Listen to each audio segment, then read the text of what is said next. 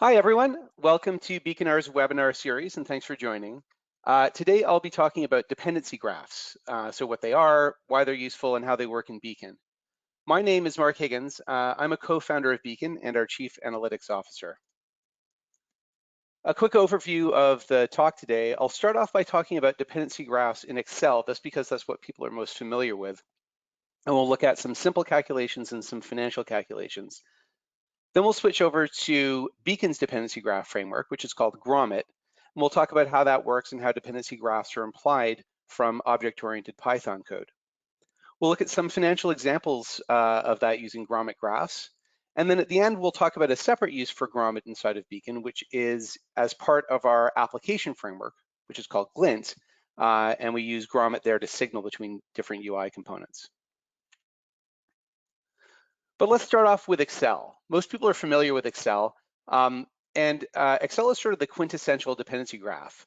It's got this dependency graph at its core, and that's one of the main reasons people find spreadsheets so useful. So let's switch over to Excel spreadsheet here. I'm just going to put in cell B1, I'll put in a value of 1. I'll put a value of 2 in cell C1. And then I'm going to put a formula here in A1, which is just going to be B1 plus C1. Behind the scenes, Excel has now constructed a dependency graph that says I've got two inputs, these numbers that are kind of data, and one calculated value, which represents, which changes when the inputs change. So if I change the value of C1 from 2 to 3, then you can see A1 automatically changed. And behind the sheets, Excel knew that A1 needed to change when C1 changed because it has this dependency graph. So if we think about that in sort of dependency graph diagram, I've got a picture here with cell A1 that's got a red background to show that it's a calculated value. Cells B1 and C1, which have a gray background to show that they're input values.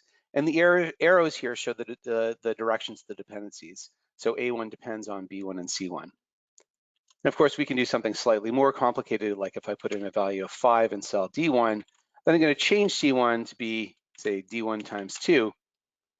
Now I've got a bit more of a complicated dependency graph. A1 here still depends just on B1 and C1, but I've got a little bit more of a complicated structure where now I've got A1 and C1 are calculated values and B1 and D1 are the inputs.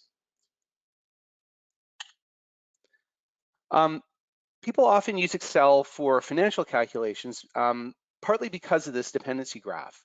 So let's imagine a use case where you're using Excel to track the value of a portfolio of equity options. So you can imagine there's maybe like a table of positions, which with one row each for each option position, a table of market data inputs like stock prices, implied volatilities, and then formulas in some of the other cells that calculate the value of each option and sum it up to get the portfolio value. So let's take a look at that in Excel. Here's a little spreadsheet where again I've got a table of positions that define which options trades I have on. So this one, for example, I've got my equity is this fake equity ABC. It says here's the expiration date, strike price, whether it's a call or put option, and the number of shares here. I've got another table of inputs, which are the market data inputs. So I've got for each of my 4 equities, I've got the stock price and I've got the implied volatility. Now, for people who know stuff about derivative stuff, you know that there isn't just one implied volatility per equity. There's a separate implied volatility for each expiration date and strike price. We're going to ignore that complexity here and just pretend there's one implied volatility for each equity. So again, I've got my inputs with this kind of gray background here, and I've got calculated values with this red background. So for this particular row here, I've got the stock price, which looks up the stock price in this table, time to expiration, which is calculated between the expiration for this option and another input, which is the current date. Then I've got some intermediate value calculations here, D1 and D2. These are inputs into the usual Black-Scholes formula for an options price. And that's what I've got here is unit price. This is the price for an option on one share of stock. And then the position price is that unit price times the number of shares in this position. Then I've got a total value of the portfolio, which just sums up all those individual position prices. This is useful because I can do things like say, well, what happens if like the ABC price were to change? So if it changed from $25 to $27, for example, then I can just put in 27 here. These rows that depended on ABC, they changed. The other ones didn't change. And one interesting thing about dependency graphs is it gives you kind of optimal caching. So when I changed that ABC price, these rows recalculated, these ones didn't. You might have thought maybe they just recalculated to the same values, but that's not what happened. Excel's dependency graph realizes that all the things that don't depend on the ABC price don't need to recalculate, so it cached their values. So if those were expensive calculations, you could save a bunch of calculation time. But the ones that do need to be recalculated get recalculated.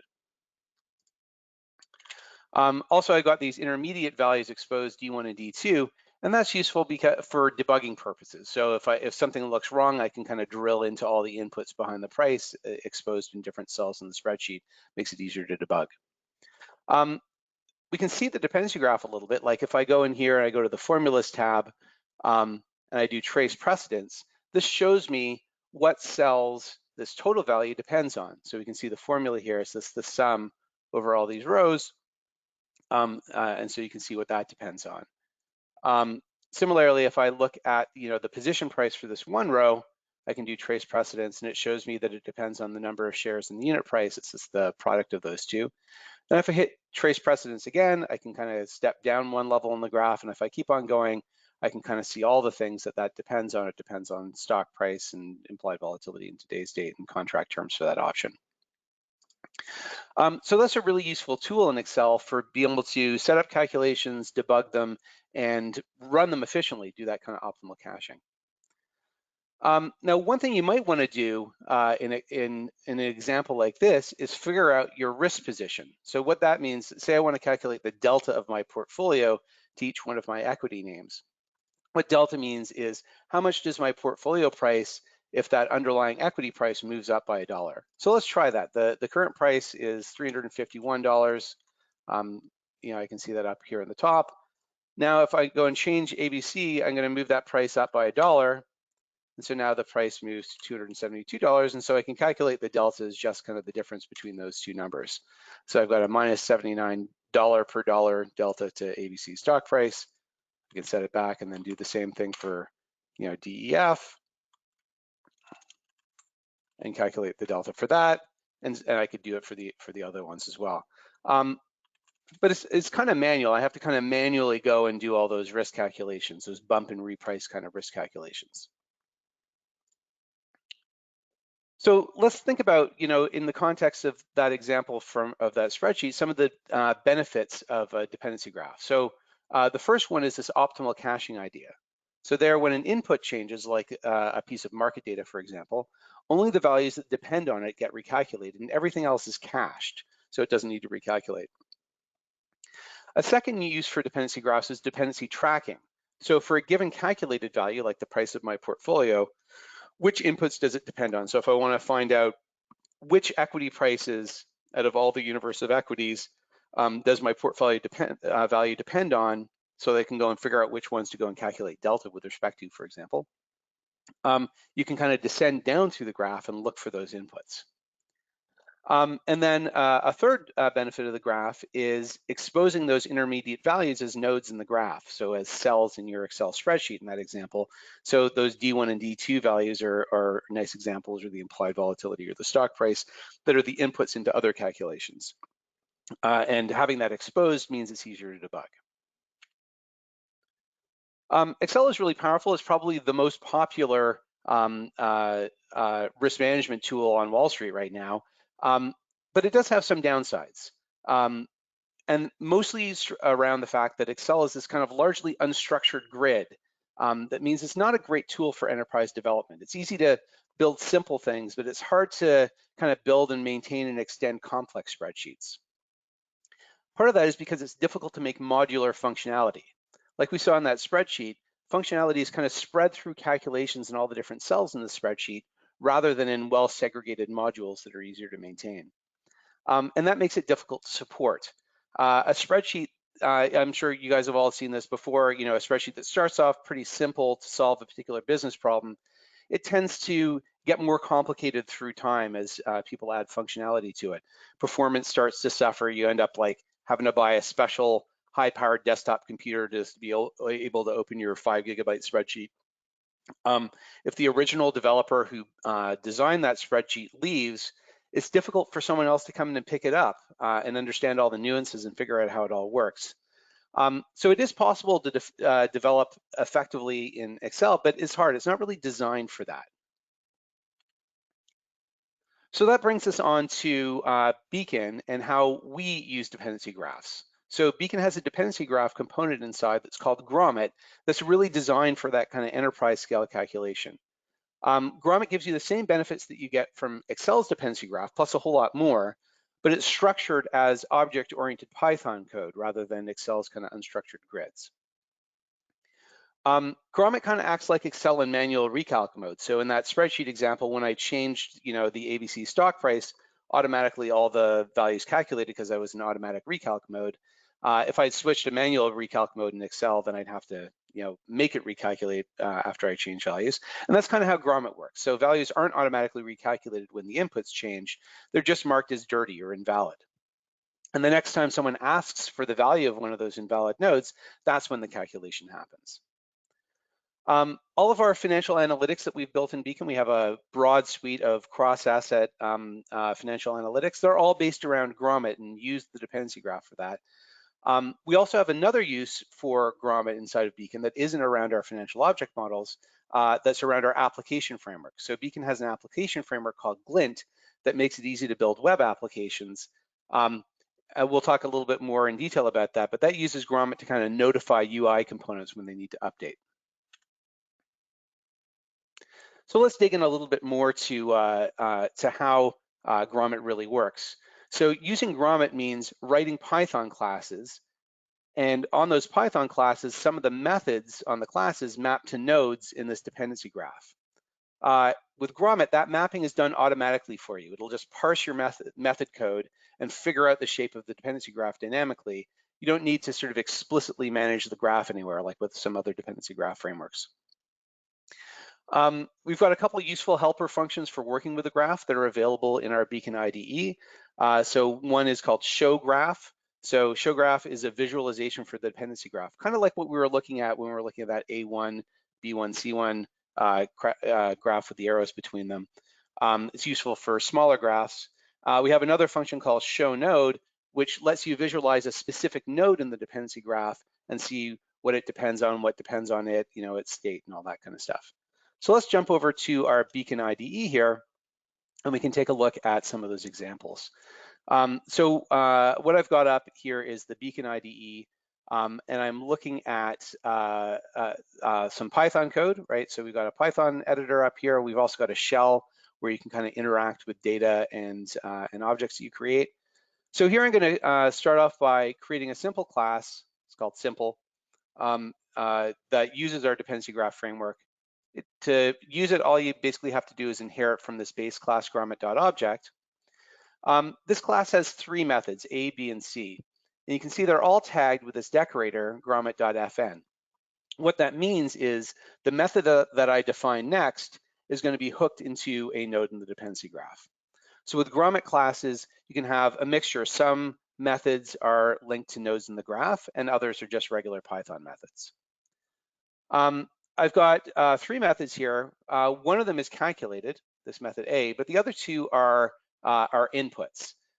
So to tag something as an input in Beacon, you pass this gromit.stored parameter into gromit.fn, and that means this method is something you can explicitly set as something that gets serialized to the database if you were to create one of these objects and save it out and that sort of thing. But it can have default calculations, so if you don't explicitly set the values, that's fine, it'll fall back on the default calculation. So I've got B here, which defaults to 1, and C that defaults to 2. A is my calculated value. So here, A is just going to equal B plus C. Notice I haven't sort of separately specified the shape of the dependency graph. What happens is when I define this class, it parses this method code here and recognizes that B and C are children of A. So I've got this method code for A that's hooked to a node in the dependency graph called A, and it recognizes that node A depends on the values of B and C. So let's play around with this. Let's, first of all, I'm going to parse this class. Then I'm going to construct an instance of this guy. So here I've created this object S, which is an instance of this simple class. Note that it's got a name. All objects in B can have names, and we'll talk about that in a minute. Because I haven't explicitly specified a name, it gets a default name that lands in limbo and has some unique identifier here. I can go and look at the input value. So here I'm going to look at B. It's equal to 1. I haven't explicitly set it, and so that means it falls back on the default calculation. I can do the same thing for C and see that that equals 2. Now I can call our calculated value. So I'm going to call s.a, and it returns sensibly B plus C equal to 3. I also, when I define the method for this thing, I put a little print statement in here just to have it print out when it's actually calling this method code. So the way that evaluation works with Gromit methods is a bit different than standard Python methods. What happens is when you call the value of A, for example, it indirects that call over to the node A that is associated with this method. And it says, node A, have you already calculated yourself before? And if so, it'll just grab the cached value off of that. That's the optimal caching part of the graph. But if that node does need to be recalculated because it's never been calculated before, or because of one of its inputs has changed since the last time you calculated it, then it says, okay, well, now I actually need to do the calculation. And so that's when it actually calls this method code. So the very first time I call A, it hasn't been called before, so the node is marked as invalid. So when I call A, it actually has to call this method code. But if I call A a second time without changing B or C, then you notice it prints out 3 here, but it didn't print out in A. And that's because the second time it went to that node A and said, oh, the node value is already valid. I just have to grab the cached value. I don't actually have to do any calculations. And that's kind of the core of that optimal caching bit for the graph. Now, if I go and explicitly set the value of B, if I change it from 1 to 4, I can do that with this syntax, s.b.set value and pass in what thing I want to set it to. If I now look at the value of B, it comes back as 4 as I expected.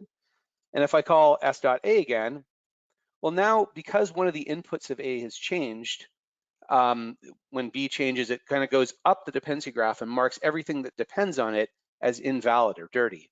That means the next time I go and ask for A's value, it says, well, I actually have to do the calculation. So it calls this method code, and that's why it prints out in A here, before it returns the value of 6. If I call s.a a second time, again, the second call is cached, so it didn't print out that little message in A because it never actually had to call this method code. It just returned the cached value. All right, so that example looked at kind of a single Gromit object and dependencies between methods on that single object. And that's interesting, but kind of limited. It's kind of like that unstructured grid idea in Excel. Real applications with Gromit have multiple different objects, and those different objects encapsulate different bits of functionality. That's the kind of part of object-oriented coding that lets you have nice little modules of code that are easier to maintain and support on their own. So Gromit supports this, and in Beacon we have an in-memory namespace connected to an object-oriented data store that lets you define well-named objects. And then the way that you define dependency graph connections across objects is just by accessing those objects by name. So let's take a look at an example of that. So here's another script, which is a little bit more complicated. So this is going to follow our equity option example that we looked at in the Excel spreadsheet. So it's going to do something along those lines. So I'm defining in this a bunch of different Python classes. First of all, I've got this class global parameters. So this is going to be a well-named object. It's going to be called global parameters. That's going to hold kind of system environment information. In this case, it's just going to have one piece of data, which is the today date. So I'll go and parse that class. I've got a second class here that represents an equity market. So in Beacon, we have this notion of market interfaces, which are classes which kind of aggregate all the information you care about at the level of a particular asset. On this one, just like our Excel spreadsheet example, it's got a pretty simple structure. I've just got a bit of input data, which is the stock price, and another bit of input data, which is the implied volatility. Then I've got a third class, which represents an equity option position. Okay, so this has a bunch of inputs on it which correspond to the contract terms, like, what's the underlying ticker of the equity, what's the expiration date of the option, what's the strike price, is it a call or a put, and then it's got some calculated values as well. An interesting one here is this equity obj method, which returns a reference to a well-named object. So in Beacon, we have this underlying data fabric, which kind of looks like a file system. So it's got directories and subdirectories, but instead of files, the things are objects. And so here it's saying, give me a reference to an object in the equities folder, with the name of the equity that I depend on. We've got another method, timed expiration. We've got some intermediate values, D1 and D2, just like we have in that spreadsheet. And then we've got the premium. So let me parse this class. Now we can do some interesting stuff with it. So I'm going to start off by creating some objects with proper names. I'm going to start off by creating this global parameters object. When I created an object before, I used gromit.ns.new, which creates a new object. Here I'm using another method, lookupperNew, which says I want to create a new object, but I want to explicitly name it. So if we look at that object down in the shell, here it's showing me, the type of the object and what its name is, and now it's got this proper name, global parameters, in the kind of root of our file system. Then I can go and create an object that corresponds to one of these equity markets. And here I've gone and set, one of the inputs in line, as I create it. I set the stock price equal to 20. I didn't set the implied volatility. If we go back up to the class definition, it's got the stock price and the implied volatility. I explicitly specified the stock price is $20, so then it won't use this default. But I didn't explicitly specify the implied volatility, so it will use the default. So we can print out the stock price here of $20, which is what I explicitly set, and we can print out the implied volatility, which I didn't explicitly set, so it falls back on the default. And this equity market object, again, is a well-named object. It's in that equities folder, and it's got, the name of the, name by the ticker. Then I can go and create one of these equity option objects. If I look at this guy, I didn't give it an explicit name because nothing in this example is going to reference it, so I don't need to bother naming it. So it's got one of these default names in limbo. Again, I specified, some of the inputs here, but I didn't specify all of them. And then I can go and say, what is the that equity obj thing, the thing that points to, another well-named object. And then I can go and calculate the premium. Maybe I'll step back and just walk through how these calculations work. So here's one of our methods, which is the time to expiration. So this is the actual 365 time from today out to the expiration date of the option. When the Gromit parser runs through this code, it figures out the shape of the graph. And the first thing it does is it says, well, I've got one dependency, which is on expiration date, which is on myself, so on the option object. And then it's got another dependency, which is the today method on this different object, this global parameters object. And the way that I connect this option object to this different object, the global parameters object, is just through naming it, getting a reference to that object and naming it. If I look at the premium calculation here, here it's going to print out a little message in premium, similar to the in a print that we did in the previous example to show when it's being calculated. And it grabs the stock price, strike, D1 and D2, and calculates the premium. So if I call that premium method here, it assigned that to this variable prem, and that's got the premium of the option, but it also printed out in premium. And that was for the same reason as when we were looking at the simpler example before, because this premium calculation had never been done before. So by default, that node is marked as invalid. The first time you call it, it says, okay, I need to do the calculation. It actually calls this method code and does the calculation. But if I, call that calculation again, it returns me the same premium, but it didn't print out this message in premium because it didn't need to actually execute this method code. The second time, when it went to that premium node, it said the node is valid. That means I can just grab the cash value and don't need to do any calculations. All right, so now I want to talk about a slightly different topic, and this is something that kind of is an example of how Gromit's graph is more powerful than Excel's dependency graph. In Excel, it's difficult to kind of automate the calculation of the deltas that we saw before. You have to kind of manually bump the inputs and manually track the price changes. Gromit lets you do this programmatically through something called overrides. The idea with an override is it's a temporary value that you overlay on a node for some defined part of the execution. When you put on an override, all the nodes that depend on it are marked as invalid.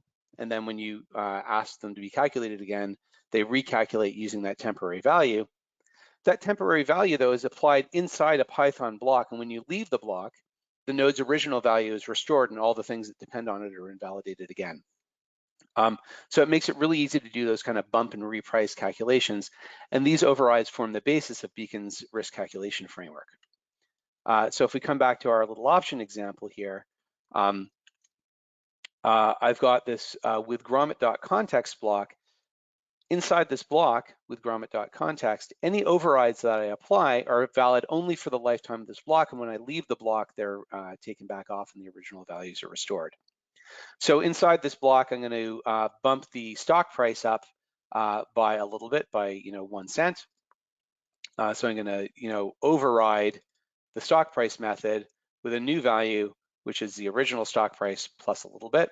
And then inside that block, when I call premium, it's going to recalculate the option price using that shocked price. So let's run that little calculation here. So it ran those 3 lines, it applied that override, and then called the premium calculation. And so again, it printed out this little thing in premium because inside that block, that with Gromit.context block, it had applied a different stock price. And then when I went and asked for the premium, it said, oh, I'm invalid, I need to go and recalculate. And when it pulled in the stock price, it pulled in my override stock price. And so I can look at the value of prem up here, and it is a little bit bigger than the premium before. And then I can go and calculate the delta as just kind of the finite difference. So that's how you do kind of basic risk calculations inside of Beacon using overrides, which is a really powerful feature of the graph. Beacon has a risk reporting framework that basically lets you define a tree of different market scenarios and then risk values to calculate in those. So you might say, I want to calculate, delta, gamma, vega, and theta for an options portfolio and do that in a bunch of scenarios where my asset price is shocked up and down to get kind of a ladder of risk. So Beacon's risk reporting framework makes it really easy to do that kind of thing. And behind the scenes, it's all implemented using those Gromit overrides. It works for scenario risks like deltas. It's also really useful for P&L, profit and loss reporting. So P&L reporting shows how much money you made or lost on the day in total, but also how that P&L is allocated into different market factors. And a dependency graph makes that calculation really straightforward. So if you imagine I'm going to start my environment at like last night's close, so last night's date, as well as last night's market data, then I can go and say, well, let me take my today value and move that forward from yesterday to today and recalculate the price. And the difference versus last night's price is going to be my time P&L, like my theta and carry and stuff like that. Then I can go and say, okay, now let me take all my equity prices and shock them from my values in last night's close to the current values, price it again, and the difference in price there gives me my P&L due to equity price moves. And then I can say, keeping the equity prices at their new values, move all my implied volatilities from the old values to the new values. Price it again, and the difference in price gives me the P&L that I get from implied volatility moves, and so on until I've shocked each piece of market data. So that's a really nice, clean way of doing P&L explain that's really easy to do when you have a dependency graph like this. The graph also lets you decide how to parallelize really effectively. Gromit programming, even though it's written in Python, is a lot like functional programming. And nodes calculation is kind of a pure function. So the inputs can be serialized and then sent out to a remote calculation engine. Last thing I wanted to touch on is a slightly different use for Gromit inside of Beacon, which is as a component of our application development framework, which is called Glint. So in Glint, the idea is, like I'm a quant, I don't know JavaScript, I don't know really how web applications work very well, but I can write a fully featured enterprise web application in Glint just by kind of scripting out a grid of widgets in Python. Hit F9 and dynamically it converts it into an enterprise web application for me. Handles all the complicated enterprise stuff about like making sure that there's a back-end job to do the calculations. It checks that I'm entitled to run it. It encrypts communications back and forth and all that kind of stuff. I don't need to know how any of that stuff works to build something in Glint. I can just do it all as sort of writing a user interface in Python. One part of how web applications work is, imagine I've got an application which is like a calculator for an options price or something. If I go and change, say, the strike price of my option, maybe there's another field that corresponds to the price of the option. Something has to tell that price widget on the user interface that it needs to recalculate and show the new options price. And Gromit plays that role inside of Glint. So Glint has this model view controller model, model objects which do all the actual calculations. In Glint, those model objects are Gromit objects, so they use our dependency graph framework. And then Glint uses that Gromit invalidation to signal when changes need to be made across the UI. So for example, if I go and change the strike field in my application, that goes and it does an override on the underlying model object, or imagine I've got a Gromit class that has a strike field on it, goes and changes the strike on that, and then maybe it has another method that corresponds to the option premium, which depends on strike, and so it uses Gromit to kind of signal that premium that you've been invalidated, now you need to go and recalculate and redisplay that in the user interface. It means developers don't need to explicitly write code to manage that signaling across user interface component. It makes it a lot easier to write applications. So let me show you an example of an application that uses that. Here is our Beacon quote application, and I've got, again, a kind of a real world option calculator here for some Russell equity options. And here I've got two equity option positions, for this one, which is a 2350 strike. It's got a price of $314,000. And if I go and change the price to 2360, then it goes and automatically recalculates the price.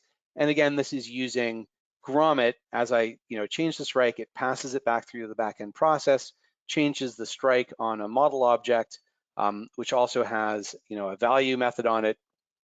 And Gromit is the thing that kind of signals value that it needs to recalculate and redisplay the values. So in conclusion, dependency graphs are really useful tools for financial analytics and for application development. And that's one reason why Excel is so popular in our industry. Beacon has a powerful dependency graph framework called Gromit. Gives you all the advantages of a dependency graph, but with the maintainability and extensibility of object-oriented Python development. Gromit's used to tie together all of Beacon's financial analytics. So in that example in Beacon quote that I showed you of like real world equity options, for example, behind the scenes, all those equity options are represented using Gromit as Gromit classes, along with the Beacon namespace and that underlying object database that lets you kind of segregate functionality into objects. Gromit's also a component of Beacon's Glint application development framework, and it's used there to automatically handle signaling between user interface components so that developers don't need to write code to do that. So I will pause there and happy to take any questions if people have them.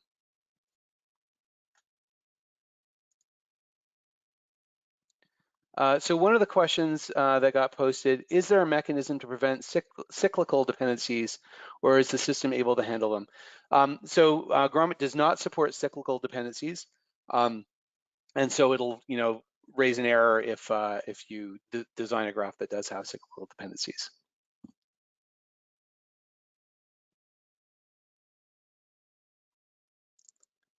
I'm happy to take any other questions. If people do have them, okay, another question, is there a way to view these graphs? Great question. Let me jump back into our IDE here. So I mentioned these functions show graph. So let me look at the graph for this option premium. Actually, let me just explicitly calculate it first, so it's valid. If I do show graph on that option premium, then it's going to pop up a little visualization for the entire dependency graph. And so for this simple graph, it's something that works pretty well. I've got one kind of box around some, each of these individual boxes corresponds to a node in the graph. We've got these kind of bigger boxes which kind of group those things together into objects. So here I've got one box that corresponds to my option object, which has this kind of default limbo name. So it's got the premium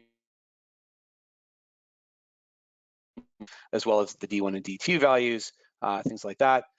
There's another box here that corresponds to nodes on this global parameters object, and there's just one, the today date. And then I've got another box which corresponds to nodes on this equity market interface, which has the implied volatility and stock price in it. So this is a useful tool for kind of viewing relatively simple graphs.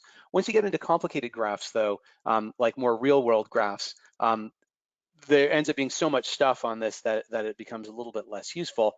And a better tool for analyzing that is show node, which lets you visualize information about a particular node in the graph. So if I run show node here, make that a little bit bigger. So this is showing me information about one node in my dependency graph. At the top here, it's showing me it's on this option object with this default name. And for the premium, shows the value of the node. And it shows what things it depends on. So it depends on the stock price on this other object, this ABC object, the strike price, D1, D2, and the option price and stuff. And I can go and, for example, step into the calculation here. So if I hit enter on this D1 row, then it shows me information about that D1 node. And it shows me what stuff it depends on. For example, it depends on the implied volatility here. So we have a lot of kind of visualization tools for that. So I think there's some more questions in here.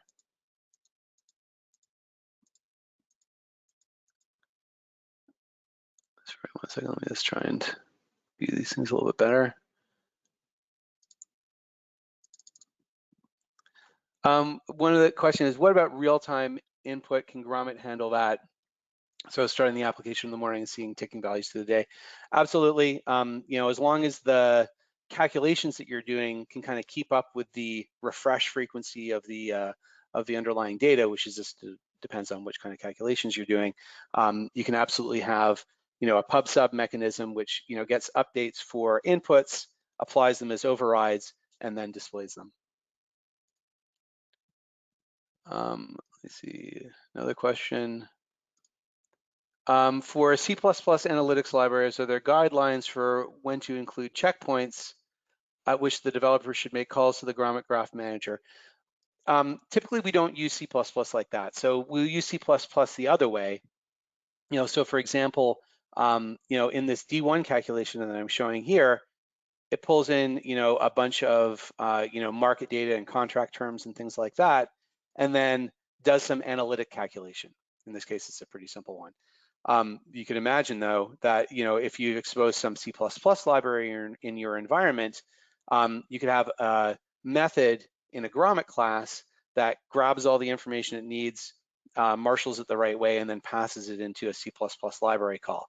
So that's typically how we integrate other languages like C++ or C# or a bunch of other ones into the graph. Is they're kind of leaf level calculations that take values that are pulled in from the graph and then are passed into the analytics.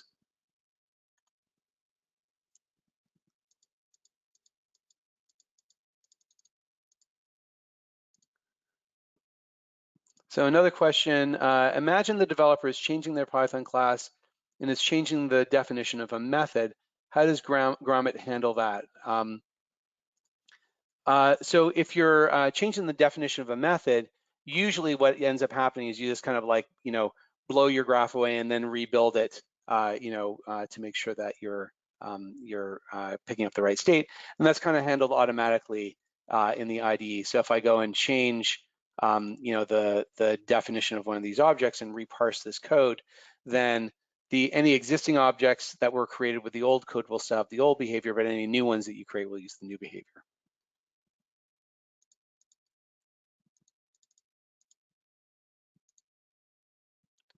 Let's do maybe one more. Can your dependency graph framework work with visualizations, for example, Plotly Dash? Absolutely. So, so if we go back to our beacon quote application, for example, here I've got a chart which is showing implied volatilities by strike for this particular market. That's also sitting on top of the dependency graph stuff. So Glint's application, the Glint application framework kind of manages that interaction for you.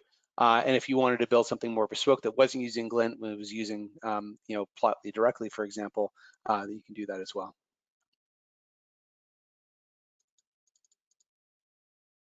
So maybe one more question. Are there graph APIs available to Java, C++, or C#? Similar to the last question. So typically the way that works is you'd end up, calling your C++ library, once you've marshaled the data that it needs, and you wouldn't be accessing the graph from inside those other analytics. So Beacon supports integrating code from lots of different languages. So, we've done C++, C#, in general .NET stuff, Java, MATLAB, R, and probably a bunch of other ones that I'm forgetting right now. All right, so why don't we finish things off there? We're at the 45-minute point, and we'll take a look at some of the other questions, and happy to answer those other ones offline. But just wanted to say thank you very much for attending. I hope you found this interesting, and thank you and goodbye.